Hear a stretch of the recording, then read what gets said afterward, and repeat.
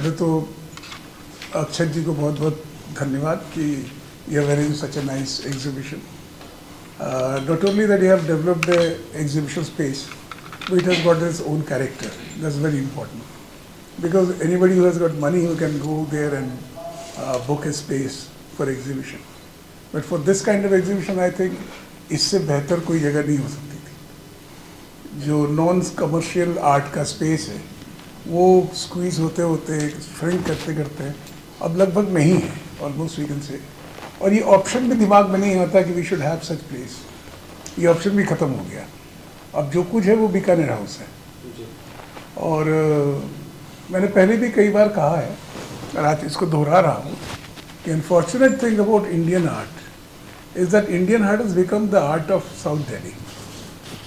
What ever that is happening in south Delhi is the valid. अगर वो कहते हैं कि ये आर्टिस्ट बहुत बड़ा है तो सब कहते हैं हाँ ज़रूर बड़ा होगा. मेरा एक ही सवाल है. I have put 50 years in painting. I had my first one man show in 74 and this is 24, so I have completing 50 years. ये कोई बोस्ट की बात नहीं है because I have seen the fall of Indian art. मेरी आंखों के सामने इस इंडियन आर्ट को बिखरते देखा है. तो आप पूछ सकते हैं कि क्या बिख रहा है भाई. Everything is happening good. I mean 16 crore की पेंटिंग बिख रही, सब कुछ है. मुझे लगता है कि जो हुआ है वो ये है कि आर्ट पेंटिंग जो है, जैसे मान लीजिए कि कंपेयर करें कि रविशंकर के सितार के साथ. जी. रविशंकर के सितार उज्जैन में या आगरा में या आगरा के रिमोट प्लेस में you can find many music lovers जो रुक के सितार सुनते हैं. जी. अगर उन्नाव है, एक छोटा शहर है जी, उसमें अगर कोई म्यूजिक लवर है तो वो he is a music lover. He can be rickshaw puller. तो वो आर्ट लवर होने के लिए कोई जेब में हाथ नहीं चेक करता है. तो how much money you have got to claim that you are an art lover. Right. You don't have any right to claim that you are art lover. अपना काम करो. आर्ट वार्ट का मसला एकदम अलग है. तो now once you let the things go free, right, तो वहाँ पे वो खेल शुरू हो जाता है. That's why I said that I have seen the fall of Indian art. आज ही मैं सुबह देख रहा था कि एक आर्टिस्ट का सेंचुरी हो रहा है. तो उनको कहा जा रहा है कि father of modern Indian art. जी. सो कोई फादर होगा, कोई मदर होगा, कोई ऑफस्प्रिंग होंगे. ये कौन डिफरेंशिएट कर रहा है? Who is the person who has coined this word the father of modern Indian artist? And if so, has he proved it? Has he shown some reason? मेरे जो आर्ट क्रिटिक का जो पूरा 70 years का मैंने जो 50 साल में जो आर्ट क्रिटिक देखे, I'm not going to name anybody because there is no difference. I mean, everybody is of the same channel. They said that Ashok Bhaumik is the greatest artist. I agree. Fine. Raza is greatest artist. Sousa is greatest artist. But nobody has ever said that why they are great. Correct. अब सवाल है कि आप बहुत बड़े artist हैं. आपके नाम पे ये हो रहा है, आपके नाम पे बड़ी बड़ी बातें, बड़ी बड़ी चीज़ें. जैसे अगर तैयब मेहता के बारे में बात होगी तो कहेंगे डायगोनल है. अगर आपको सूजा के बारे में बात करें तो आइकॉनिक है. तो सबके साथ एक एक ब्रांड जुड़ा हुआ है. कि जैसे कि वो फ्री फ्लोइंग एंड वो आयोडाइज्ड सॉल्ट वाला शक्कर है. It's not a generic salt. When you create a brand out of a generic salt, what you do first, you say that it is iodized salt. Somebody comes and I am also iodized salt. I am also producing iodized salt. तो आप कहते no, it's a free flowing. So that is the additional USP you add. Everything is happening in tune with the marketing laws. In art, in painting, everything is happening in that light. So I have the reason to believe that painting is no longer an art. It's a commodity. It's a market. Right. It is a commodity because it satisfied all the needs and norms of product. It's a product. Suppose I produce. I'm not going to get into the Benjamin theory. Right. But if I produce, I'm the producer. And you are the consumer. It's a very easy thing. Right. I'm producing music and you are consuming. I'm producing a painting, you are consuming. But the difference is with even Benjamin didn't underline that in case of art, in case of painting, you are a consumer, no doubt about it. But when you consume my product, you become the there is an ownership transfer. Rightful ownership. The ownership is transferred. You tomorrow you say that I have got Ashok Bhumik. Since you have bought a painting from me, suppose you have bought that painting by spending 100 rupees, but this gentleman wants to have that painting. You said, well, I can spare that painting if you give me 200 rupees. But incidentally, there are 5 people around, they say that no, I also want to buy this painting. So what he will do? He will conduct an auction. And the man who is spending, who is in a position to spend 1,000 rupees, he gets that. So this is not the art. Because it will never happen with music. It will never happen with literature. When Ranjan Bhai was telling about that this painting is based on that poem, nobody can own that poem. But you can certainly own Sousa, Raza, Hussain, anybody. There's a tangible product attached. It's a tangible or intangible is not that question. It's not only a product. It can be resold. And moreover, the transfer of ownership. अगर Audi गाड़ी बना रहा है तो तब तक बना रहा है जब शोरूम से बिका नहीं. The moment he sells it to you, you are the owner of that model. Right. You have got a number. And tomorrow you can sell it at the lower price or higher price. Painting के साथ भी होते होते इस पूरे process में what has happened, I would say 2 basic features which I have tried to understand. One is that if you see 47, and if you go even back, say 1901, to the arrival of Bengali school. Right. So what was Bengali school? And people said this is a modern movement. So now this is the father of modern Indian art, and modern movement started in 2001. But what is that modernity was there? What was the modernity?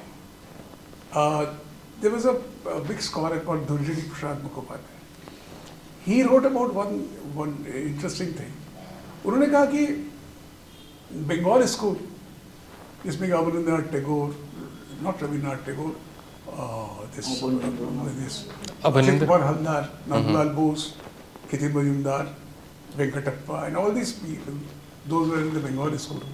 तो उनके साथ ये था कि उनको painting अगर देखेंगे तो आपको लगेगा कि एक पर्टिकुलर फेज में इंडियन आर्ट में आसमान से जो है सब भगवान उतर आए. जैसे राम उतर आए तो कृष्ण भी उतर आए तो राधा भी उतर आए, सब उतर आए. And they chose their own places to live. Nandalal Bose के पास कोई आके रुक गया, कोई राम को पकड़ लिया, वेंकटप्पा ने राम ही राम बनाया, किसी ने ही बनाया. तो what is the modern then?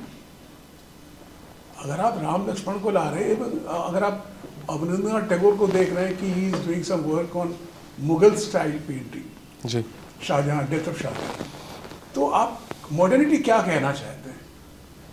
पर एक बात उसकी अच्छी थी. ये डिबेट तो बाद में होगा कि मॉडर्न था या नहीं, और मॉडर्निटी कब से शुरू होता है. मेरा वर्जन जो भी होगा I will share with you. Modernity अगर नहीं भी था या नहीं था, सबसे बड़ी बात थी कि it could reach to the common man. In Allahabad, there was a magazine called Saraswati in Hindi. There was a Bengali magazine called Pravasi. There was an English magazine called Indian Review. All the 3 magazines were published from Indian Press, Allahabad. They were all around 1901, 1900. So they started first the chromolithography, I mean colored printing. So in the color printing, they did not print anything other than painting.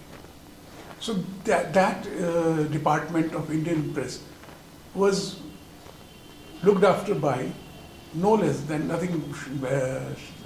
ordinary man. At that time was not known, Jamini Roy.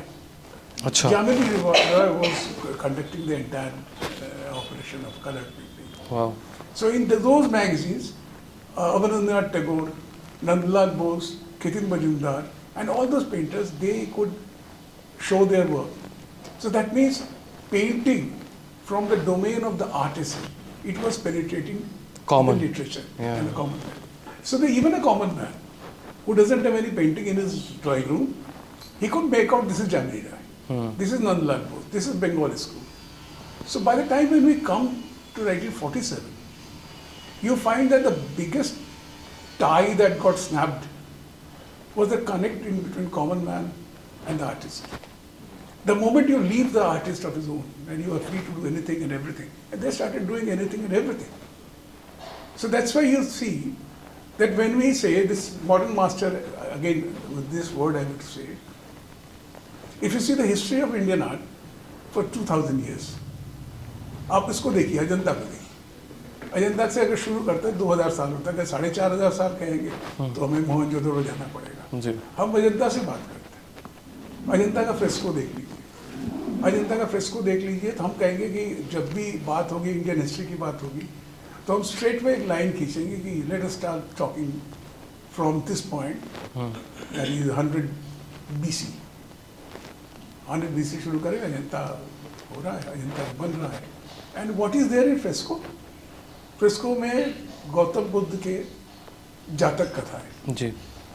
अब जातक कथाएं, it's one thing that somebody wanted to commission that work for a particular purpose or spreading his religion, and through that he manipulated or he developed a strategy that I'm not going to show you Gautam Buddha. I want to I show would you rather about show him. him the 20 births Yeah. of Gautam Buddha. So through that Jatak Katha, Jatak Katha. very interesting one, you will come to know about a man that generation after with every birth, he is maintaining some elements of virtue. And that was the strategy. But where is the artist? Do you think the person who drew or painted Jatak Katha, he knew about Jatak Katha? Or he had any intention to create Jatak Katha? Or he wanted to create Jatak Katha or anything related to Gautam Buddha? No, he was paid to do that. Correct. So, again if you come to Konark, again you come to Khajuraho, you will find the same thing is happening everywhere. That means, and like the person who is interested in literature or theatre or painting, the basic thing is that if you talk about any creation, if you talk about anything you are creating, you have got to face only two things. I will not talk about the third or fourth thing, only two things. One is what to create. That freedom you should have. Like Ranjan Kaul had that freedom. He knew that what to create and he created that. And second thing is the how to create. Other than the two things, there is nothing. What to create and how to create. So what to create, you should have the, if you try to understand what, if I discuss about what to create, that means it has got something to do with your ideology, your upbringing, your philosophy, or whatever you say. It is your. It's not mine. I am not dictating you to paint like that. You are creating it. You are independent to create that thing. And how to create has got to do with your skill, which you may go to arts college and acquire it, or you can acquire it like practice. Ranjaness. So there are two things.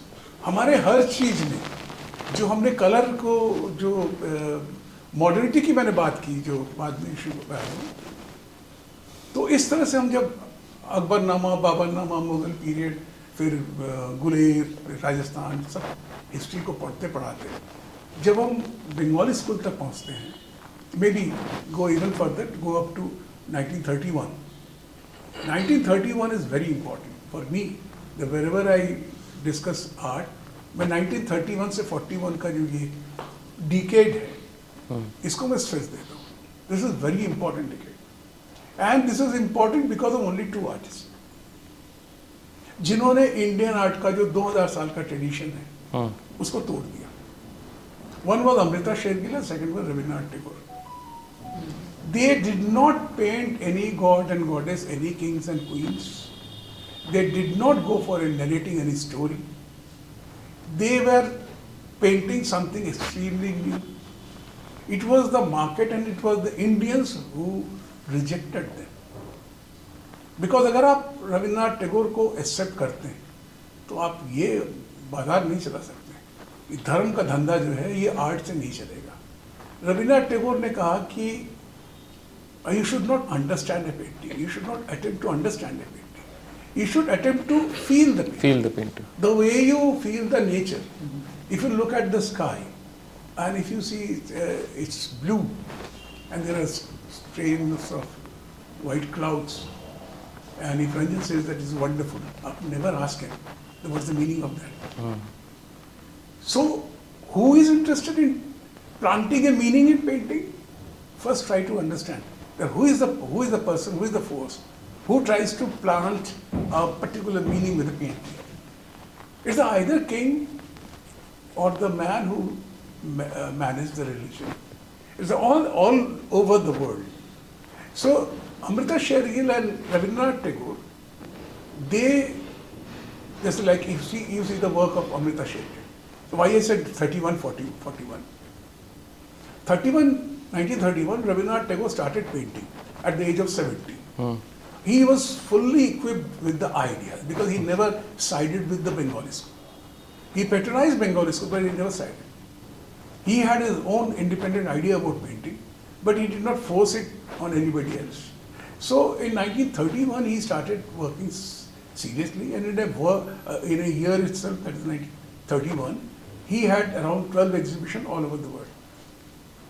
One can of course say that he had a lot of money, so he could do that, but that is not the point. That he, if you look at his journey, so we can make out that 1991 is very important. That in India, the Bengali school was about to flourish, and in Europe, then in France, Picasso was entering into blue period.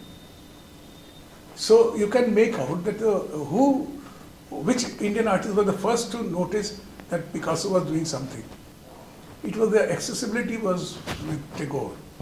He could see whatever that was happening in Europe, and he took the best out of it. Reasoning. The basic thing is that whatever you do, you should have your own reasoning. Amrita Shergill also had an exposure of West. Right. And these two people, if you see the three sisters of Amrita Shergill, Right. it has got no story. We don't know whether they are Luthras or Chopras or whosoever it is.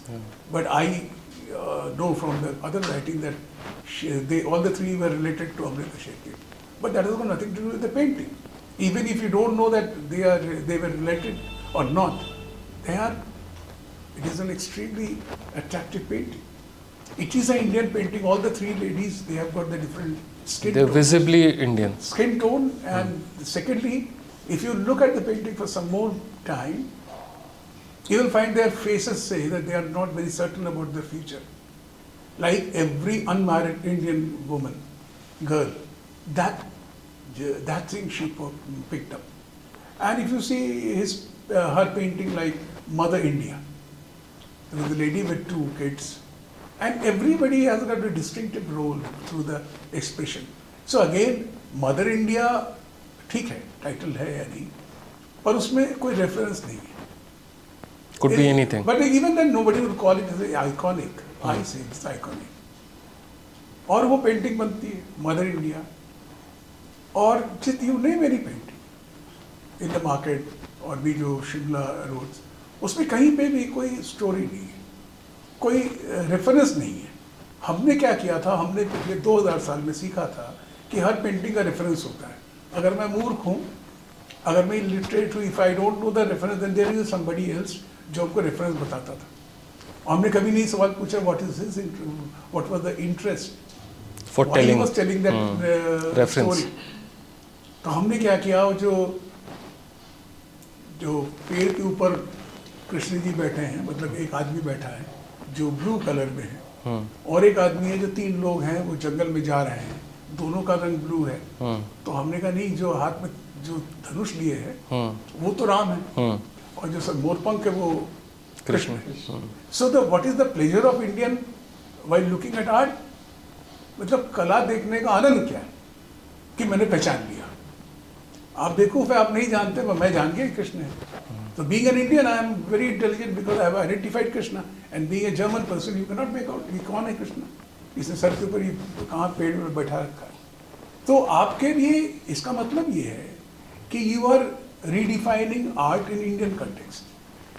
जैसे 10 सरों वाला एक बहुत बड़ा जो वो है मूर्ति है रावण का, उसको जब देखेंगे तो आप क्या कहेंगे, आप जानते हैं कि तो वो है रावण है. और जो आपका जो जर्मन फ्रेंड है, जो रशियन फ्रेंड है, he will definitely enjoy the piece of art better than you. Because they're Because not आपने- clouded by the narrative. Narrative, आपने देखा ही नहीं उसको. आपने तो अपने दोस्त को लेके जब गए दशहरे में, आपने देखा ही नहीं. क्यों नहीं देखा? इसलिए नहीं देखा कि बचपन से आप देख रहे हैं कि particular day of every year इसको बनाया जाता है और उसमें एक आदमी तीर मारता है, वो आग लग जाता है, एंड यू फील हैप्पी. इस कहानी में क्या है इसमें जो को खुश होने के लिए? बिकॉज बीइंग एन आर्टिस्ट मुझे लगता है कि हर बार जो है एक अच्छा जो पीस ऑफ आर्ट को आप जला देते हैं. पर हर चीज में इवन जो जूमॉर्फिक जो इमेजेस हैं मैन एंड एनिमल का जो इमेजेस वेरी क्रिएटिव. हमारे पुरखों ने बहुत ही क्रिएटिव, जैसे कि एक रेफरेंस है वन ऑफ द ओल्डेस्ट जो स्कल्पचर पीस है वो 10 इंच का है, वो लायन मैन का है. Man the body of man and the head of lion, और वो मैमथ का जो वो होता है टस्क होता है उसको कार्व करके बनाए हैं. वो जर्मनी में सेकेंड वर्ल्ड वॉर के पहले वो मिला था, अभी है म्यूजियम में. It is a wonderful piece of art. मुझे लगता है कि इंडिया में आर्ट नहीं हुआ है. I may sound bit radical. India में आर्ट नहीं हो रहा है और इंडिया में आर्ट नहीं हो सकता. It is not very pessimistic view. For me, I have got the reason to believe it. The Indians are not meant for this kind of art.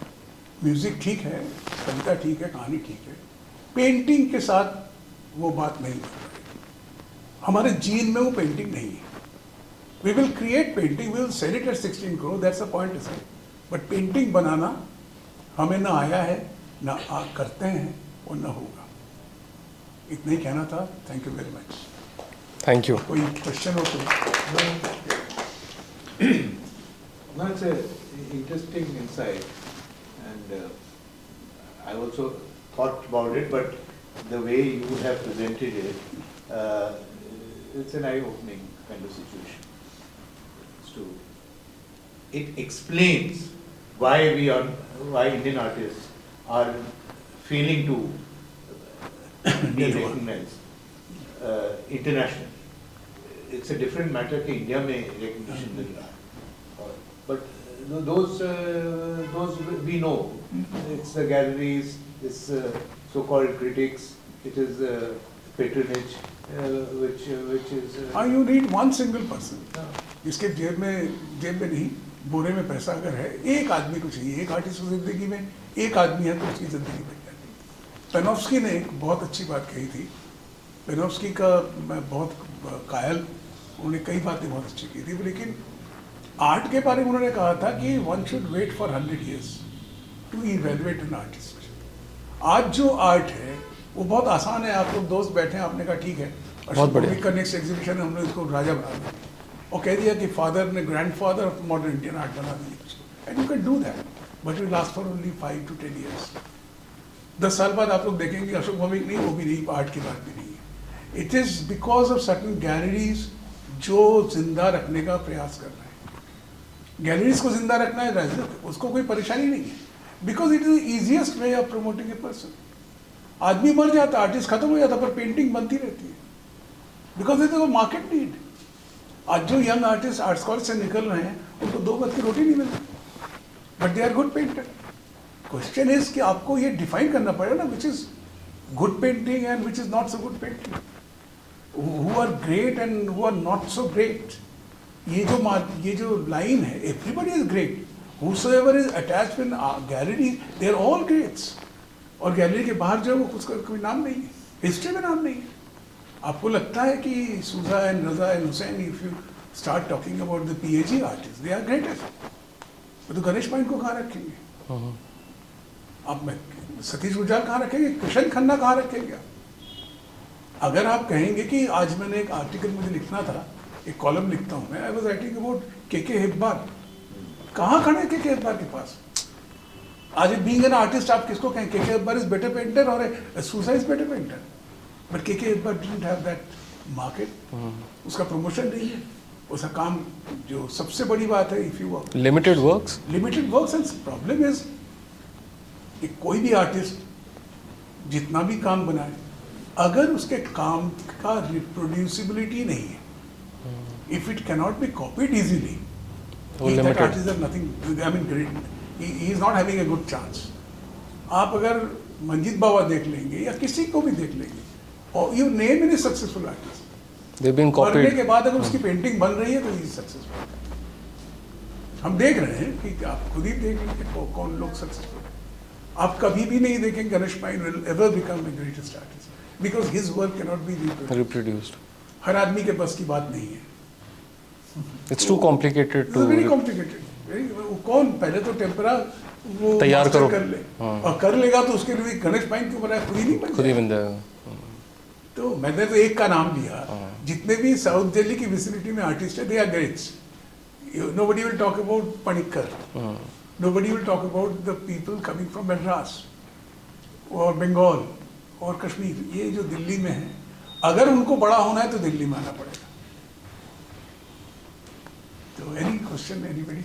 आपने जो पुराने ज़माने की जो बात करी, पुराने ज़माने से मेरा मतलब है जो एंसेस्ट, मतलब हमारे को एंशियंट जो हमारी सिविलाइजेशन दिखती है जिसमें मोहनजोदारो वगैरह का कुछ अगर एलिमेंट्स हैं, और अगर हम अजंता भी देखते हैं जिसके अंदर आर्टिस्ट के नाम नहीं है, किस आर्टिस्ट ने बनाया नहीं, क्योंकि प्रॉबेबली गिल्ड्स थी, there was a common way of producing things. कौन उनको जो है वो असाइन कर रहा था, was it the king, was it the cumulative collective efforts of a organization, be it a religious organization or the organization जैसे RW होते हैं आज की तारीख में। तो अगर कोई प्रधान है गांव का या मुखिया है या राजा है, वो उसको असाइन कर रहा है that this kind of an art should be produced, but उस राजा का भी नाम नहीं आ रहा है जब तक we come to the Chola dynasty. That is the first time that you have the king also being represented there along with the gods and goddesses. Till that time it's all about narratives, it's all about those in which the artist individual has no meaning, and उसके काफ़ी time के बाद जो है शुरू होता है कि आर्टिस्ट के नाम आने लगते हैं। नहीं, इसके अलावा मैं बीच में थोड़ा सा बात करूँगी फिर भूल जाऊँगा। जी। आपने जो कहा ना कि चोला किंग भी दिखाई पड़ रहे जी। हैं, अगर आप थोड़ा सा और गंभीरता से हिस्ट्री को देखें जी।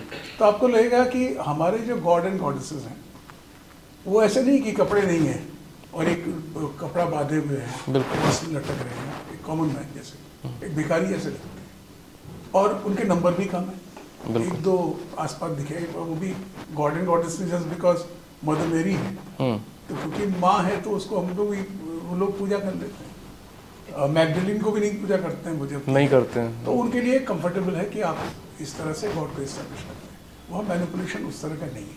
हमारे यहाँ क्या है, अगर मान लीजिए विष्णु है, you think about any God, तो आप देखेंगे कि गॉड के कुछ फीचर्स हैं, उस प्रोडक्ट के कुछ फीचर हैं, I will take it as a product, उसमें देखेंगे कि वो सिंहासन में बैठा है और उसके ऑर्नामेंट्स बहुत ज़्यादा है, आप देखेंगे कि उसमें मुकुट भी है, और आप देखेंगे कि एक तलवार भी है, कोई भी औजार होगा, चाहे वो बाला हो, तलवार हो, असाइंड किस्म का एक वेपन, एक डेजिग्नेटेड वो है आइडेंटिफायर, आइडेंटिफाइड है, जिससे कि आप वो प्रोडक्ट बन सके, यूएसपी भी होनी चाहिए।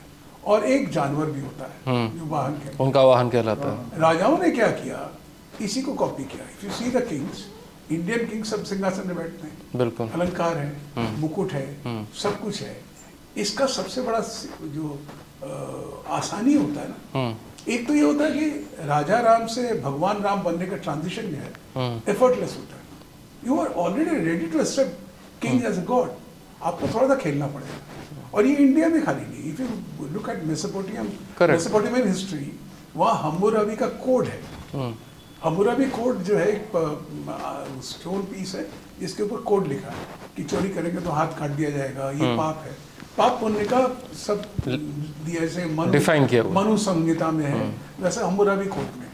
पर खेल वहाँ नहीं, खेल वहाँ के ऊपर किंग हम्मुराबी को गॉड जो है वो code of Hammurabi hand over करता है, और वो जो हम्मुराबी जो किंग है उसके बारे में कहना है कि वो is son of the God. अच्छा, तो इसका मतलब जो लिखा हुआ है, जो कोड है, it has got nothing to do with the human, ये तो भगवान से है। Through god. ये जो खेल चल रहा है ये वेस्ट में रुका है एक्चुअली, हमारे यहाँ नहीं रुका है। जैसे मैं एक अपना तजुर्बा बताऊं कि मैं एम्स्टर्डम गया था। एम्स्टर्डम में बाहर खड़ा हुआ था इसके वैन गॉग म्यूजियम पे बाहर, तो वहाँ पे मुझे ये लगा कम से कम हाफ एन आवर मुझे वेट करना पड़ेगा, because I did not select my slot, ticket तो लिया था, स्लॉट सेलेक्ट नहीं किया। तो वो मुझे नहीं मिला, आधे घंटे बाद मिलेगा। तो बस रोमिंग देख रहा था, मुझे लगा कि ऐसी क्या बात है यार, दुनिया भर के लोग इसका काम देखने आ रहे हैं। मैं भी तो पेंटर हूँ, तो मेरे भी कहीं म्यूजियम बनना चाहिए जहाँ लोग आएंगे। तो मेरे छोड़ दीजिए, मेरे से पुरखे कहीं 2000 साल में एक आदमी तो वैन गॉग बनता, एक आदमी तो कम से कम पोर्ट्रेट बनाता, कोई नहीं बना। हमारे तुम तो विश्व गुरु है। तो why that thing happened that we could not produce any Van Gogh, any Picasso, और इतना लोग वहाँ जा रहे हैं। इसलिए नहीं है कि वैन गॉग का कोई दोस्त उससे घर में जब खाना खाने आता था, ये नहीं कहता था कि आई एम वेजिटेरियन यार, I am non vegetarian.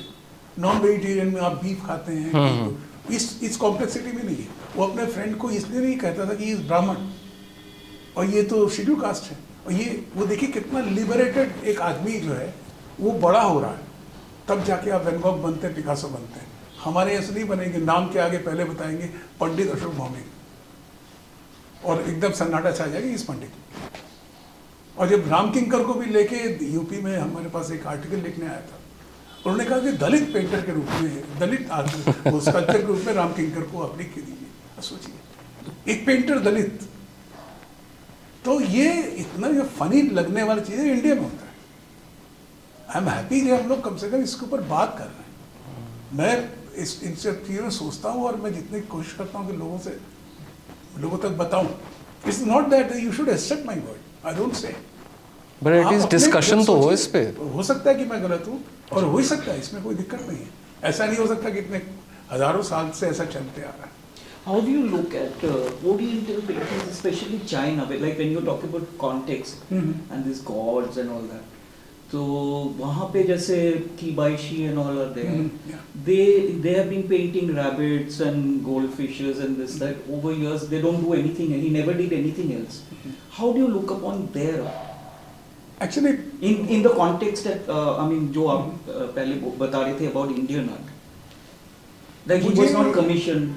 No ये भी नहीं है, उनके लाइफ में आर्ट का दूसरा रोल है। जैसे मैं छोटी सी बात बताऊं कि इंडियन बीइंग इंडियन, हमें अगर मैं 2000 साल मेरी उम्र है, तो मैंने कब देखा कि पेंटिंग किसे कहते हैं। आई have scene sculptures, but painting नहीं देखा मैंने, और कलर पेंटिंग देखा नहीं। उसका रीज़न में उसका वो मेरे पास हिस्ट्री है कि 1880 में जर्मनी में, ऑस्ट्रिया में और कई जगहों में वो कलर प्रिंट होने लगे, chromolithography. That was first started in France, और उसको चल के आके जर्मनी में हुआ। इंडिया में सूरत एंड अहमदाबाद, जहाँ पे कपड़े के लट्ठे बनते थे, तो उन्होंने उसके ऊपर रैपर में एक स्टिकर लगाना शुरू किया, sticker line, and they were made coloured. तो वो लोगों ने उसको निकाल के कहा साहब ये तो कलर्ड चीज़ कभी देखा ही नहीं था। तो जब लोगों ने देखा कि इट्स वंडरफुल थिंग, और वहाँ पे गॉड को बैठाया, और गॉड की एंट्री होती। हमारे यहाँ राजा रवि वर्मा की गॉड में ओलियोग्राफ्स जो हैं सारे उसी, जब ओलियोग्राफी में आते हैं, then it was made accessible to everybody. Now the question is what happens next. आप एक मंदिर में जाना चाहते हैं, हम दोनों घुसते हैं मंदिर में, गेट पे मुझे रोक लिया जाता है, आपको जाने देते थे क्योंकि मैं शेड्यूल कास्ट हूँ, आप ब्राह्मण हैं, you are allowed to go inside. मैं बाहर बैठा हूँ, तो मेरा भगवान कहाँ गया? मेरा भगवान ओलियोग्राफी में है। मैं उसको लेके आता हूँ, घर में बैठाता हूँ, and I create a place of worship inside my house. So what happens, जो मंदिर था ना एक, वो घर घर बन गया। और ये फेज जो है 1880 से 1900 तक है, ये 20 साल में इतना होता है। तो हमारा introduction to painting, we always knew कि दीवार में जो खूंटी होती है उसमें कपड़े टांगे जाते हैं, उसमें ऐसा कुछ 2 डायमेंशनल ऑब्जेक्ट टांगते हैं जिसे पेंटिंग है। This we didn't no.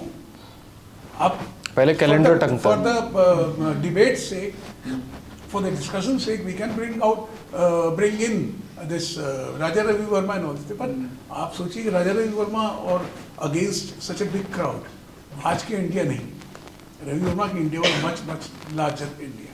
तो उस पॉपुलेशन के सामने आप पहुंच ही नहीं सकते। आपके पास ना म्यूजियम है, ना गैलरी है, ना कन्वेंस है, कुछ भी नहीं, कहीं जा नहीं सकते। तो एक लिमिटेड जगह चल रहा है।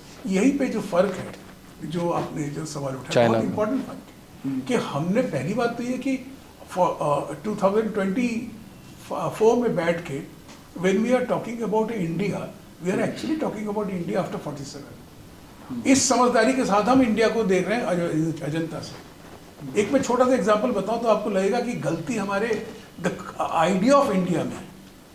आइडिया ऑफ इंडिया हम लोग 47 के बाद देखते हैं, but idea of India is that there is a coin of Vizianagaram.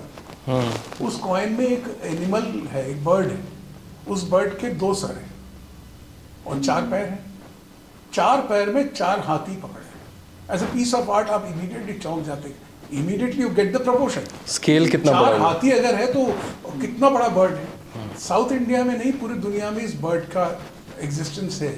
वेरेंडू शायद वर्ड है जो दक्षिण भारत में, साउथ इंडिया में इसको कहते हैं, a bird with 2 heads and 4 claws। अच्छा, Vizianagaram was surrounded by 4 states, Bijapur और कहते हैं 4 स्टेट जी। थे। All the 4 states were Muslim state and this Vizianagaram was Hindu state. और वो इलाका जो है आंध्रा का, वहाँ पे हाथी बहुत होते हैं। तो इस ये जो रॉयल साइन जो था, it was a suggestive of one thing that we are such a powerful That we control all 4 at bay. Enemy state. Symbolic. The moment you realize enemy state, but we are talking about India. तो but it was their enemy states. मतलब क्या? इसका मतलब जिस concept को लेके हम बचपन से पढ़े हैं वो क्वेश्चनेबल है। Because I have counted at least 90 coins that existed in 1947. 90 state coins. आपको आश्चर्य होगा कि उज्जैन का एक कॉइन था जी। इंदौर का कॉइन था एंड रतलाम का कॉइन था। And they are all independent All states at that independent time. आप ग्वालियर का, वही मैंने 90 कॉइन्स तो मैं ही बता रहा हूँ आपको, हर एक स्टेट का कॉइन था। इवन एक टाइम आया, एक तरफ क्वीन है और दूसरी तरफ हमारा अपना लोकल राजा है।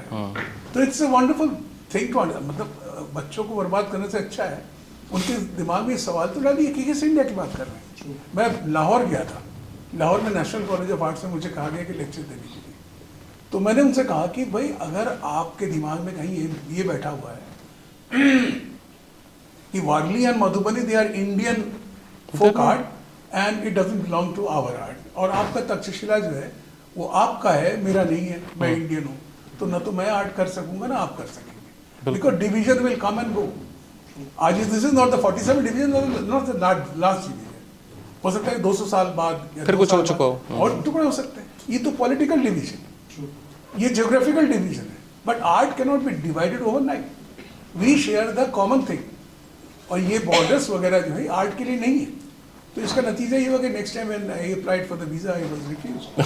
तो ये दिक्कत होती है। और उन लोगों को, बच्चों को, जितने भी स्टूडेंट थे, उस लेक्चर के बाद कम से कम 2-3 घंटे हमारे साथ ऐसे ही उनके स्टूडियो में घूमते हुए बात करते रहे, because they are of the same mind.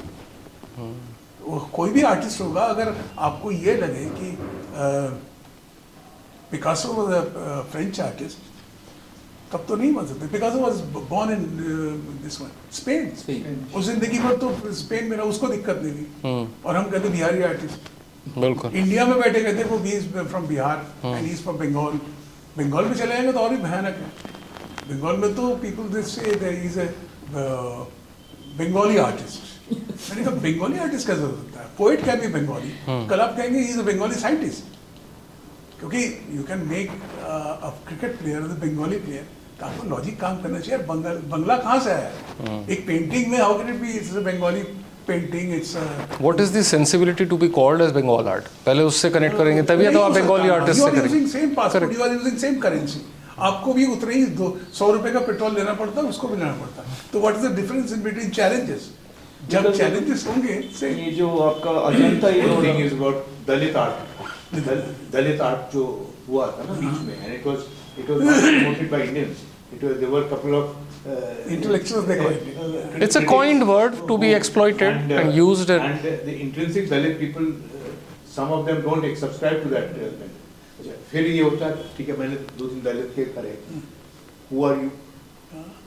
आप कैसे कर सकते हैं? What is your experience? How can you speak for them? them? Not experience this. Who are you to comment about us? Correct. Appropriation. The right to appropriate. हाँ, उसके बाद you cannot write stories about other people. You can only write stories about yourself. So there's no fiction ever. There can be never fiction. You cannot imagine. So ये discussion I think is perennial. आपने जो south Delhi और galleries और उसका बोला तो I had shared recently also because that's something that was somebody asked me on Facebook long time back. Yeah. So I actually feel that that question is not wrong. Although my friends also start responding and they start becoming defensive. So what I was called out for, I had shared something against the Vishwaguru. I had shared a cartoon, and so the person was trying to tell me that I am nobody. तो उसका कहना ये था कि you are just a painter, and your role in this society is only to create product for the niche person's wall. So a lot of people take offense because they say art is so important. And this is around the time when we had the corona time also, and there was a news article about the role of different music, art and everything. role of music, art, engineer, everything in a person's life, and art was right at the bottom in that also, whatever metrics they had planned. But my question is, what is wrong in that statement? Personally, I do feel aggrieved because he has said that you are just a painter, which is another thing that we will discuss separately when he's calling me out for something. But what he's saying, there's absolutely nothing wrong in that, because like you started your discussion, the painting today, the visual art that is there today, the importance of it is only to be at somebody's wall, cater to their needs. A separate promotion exercise will happen, a separate exercise will take place to promote an individual. After their death, it becomes even more easier to utilize them, their name, their brand. Suddenly Gaitonde will be picked up and sold and resold, and suddenly he will become the requirement of the day. Not to say that his art is not good, but it is an inflated thing. So I personally think that question of that individual was not necessarily wrong. If you are selling a painting Yeah. of Gaitonde, Right. higher price you can always sell. Yeah. That should not disturb me. But the question is that any painting which is sold at higher price is a better painting. Yeah. This concept. This concept is wrong. On the contrary, Yeah. the painting which sells at higher price, they are mediocre painting. True. Because it is sold to mediocres. Those who have a lot of money, they don't have any sense of art. They buy it as an investment. So I will not say that you should rely on their sentiment. They are usually mediocre. Yeah, to define a work of art based on its price is Price is relative.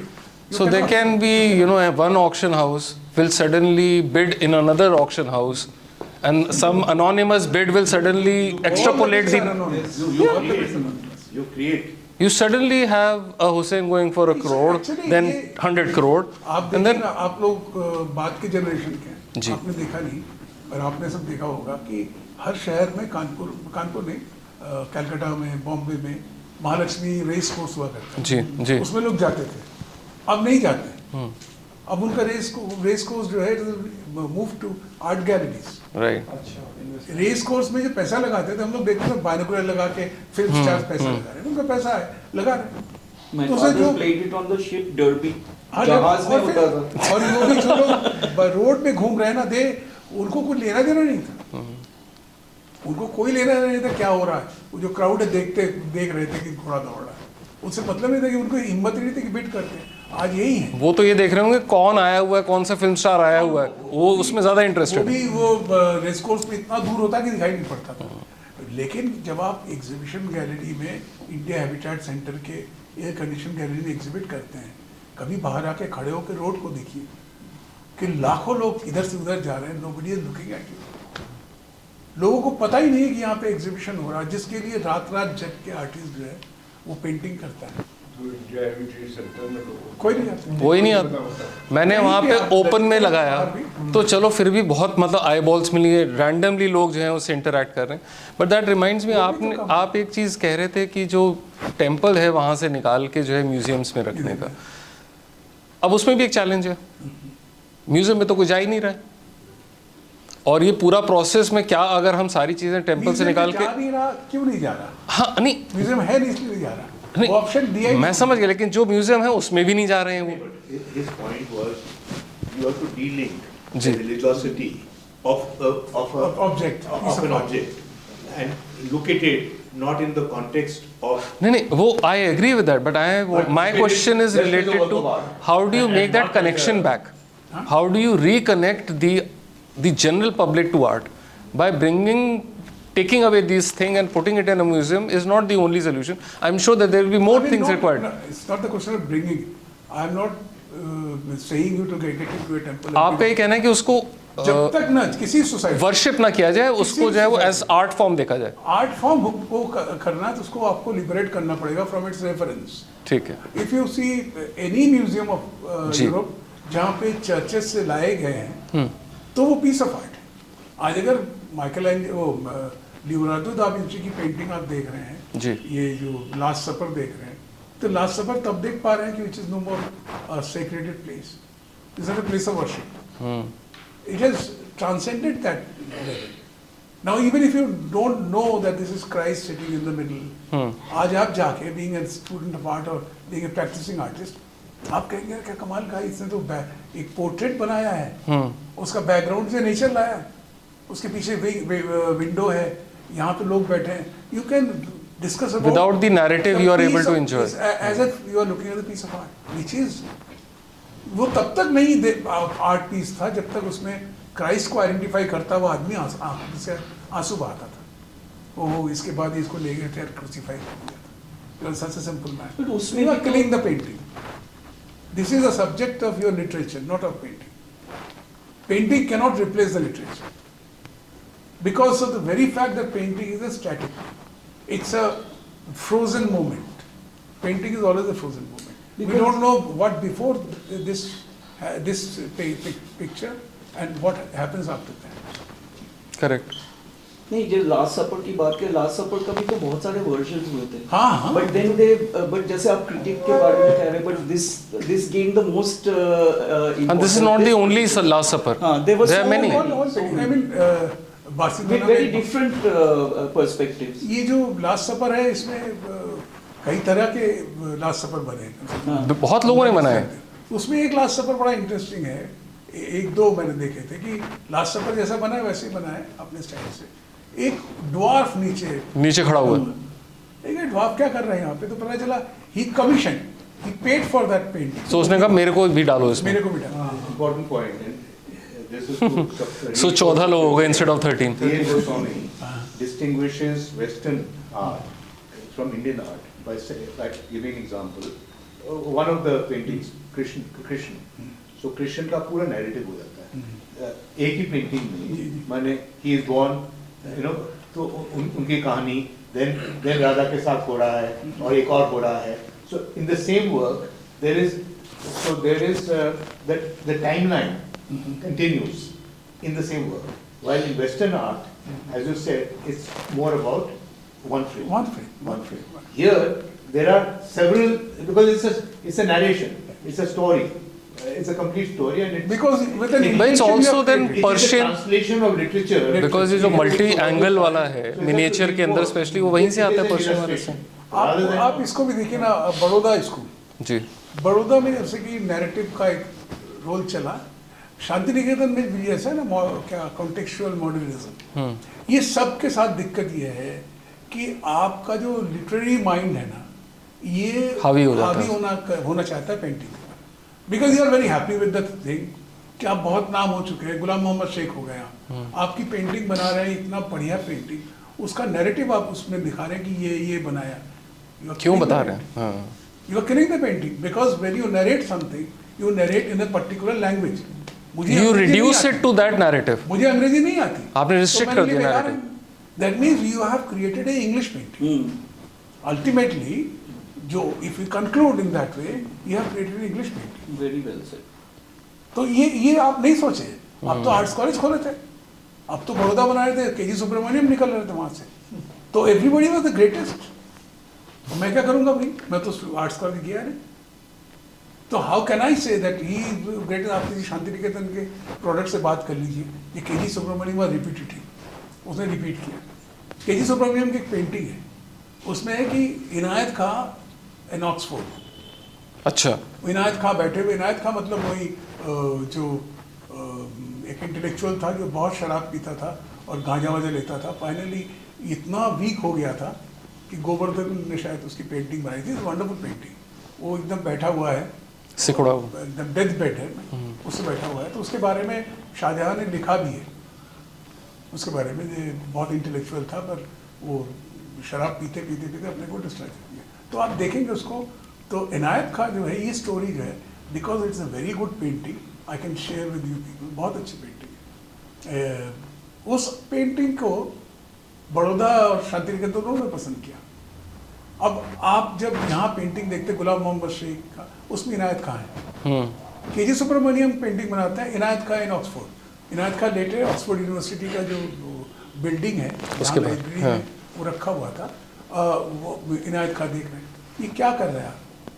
Because you are free to do anything, but why you are giving this name Inayat Khan? Proving contextualizing it. proving yourself that you are intellectual. आप इसमें दबाव में क्यों है भाई? आपको free होना चाहिए। You should paint like a child. आपको ये प्रूव करना है कि मैं पेंटिंग में अच्छा करता हूँ, मैं इंटेलेक्चुअल, मैं अंग्रेजी में अच्छा बोलता हूँ, तो इतने प्रेशर में तो पेंटिंग नहीं होती। आप अगर कह देंगे ना कि मानिदा वॉज रिपीटेटिव, तो शांतिनिकेतन के लोग दौड़ा लें। आप जरा बात करके देखिए इसके बारे में किसी बड़ौदा वाले को। तो ये जो क्लैन एक जो बनाए हुए ना, इसने इंडियन आर्ट को सपोर्ट कर दिया। कभी टाइम मिलेगा we will discuss about it कि इंडियन आर्ट में जो जिन्होंने मैनेज किया है, the art managers like Lalit Kala Akademi, NGMA, ये सब ग्रुप बनाए। ये 75 ईयर्स में जो इनिशियल जो 20-30 ईयर्स है, हु वर रूलिंग दैट। जितने भी प्रोफेसर थे, जितने भी हेड थे, सब लोग आके बैठ गए। इफ यू कॉल शंको चौधरी और एनीबडी, जितने थे उनको बोला उनका भी ये बड़ा अच्छा स्कूल में बच्चों को पढ़ाना नहीं है, जाके वहाँ नेतागिरी करते हैं। आज कहाँ गए? आज you name anybody who is attached with the university and sitting at the helm of the top of academies? Correct. कोई नहीं मिलेगा। Thank you so much Ashok ji, आप हमारे अंदर स्टूडियो है। And Ranjan, congratulations on the opening of your exhibition. जो लोग पहले आपका काम वहाँ देख चुके हैं गैलरी में और यहाँ पे देखेंगे, तो काम जब ट्रैवल करता है तो हमेशा चेंज होता है। एकदम ही चेंज होता है। हाँ, आई थिंक डेफिनेशन और उसका वॉक थ्रू जब चेंज हो जाता है, उसकी वेंटेज पॉइंट की भी बात है कि आप कहाँ से देख रहे हैं, क्या पर्सपेक्टिव्स है, क्या वर्क्स एक साथ दिख रहे हैं। बट ये जो डिस्कशन भी हुआ, I think this was much needed and hopefully we will follow it up with something more. Thank you Ashok ji, आपने समय इतना दिया हमें दिल्ली के दूसरे कोने में आके। And thank you to everyone who has taken their time out from their busy schedules and come. Thank you so much.